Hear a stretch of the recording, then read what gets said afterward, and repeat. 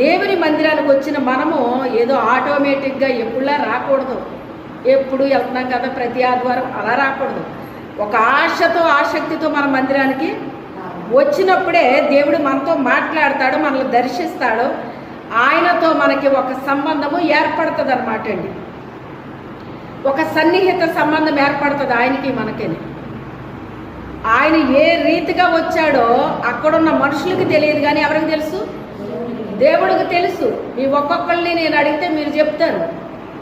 మీరు ఎలాగొచ్చారో నాకు తెలుసా? నాకు తెలియదు.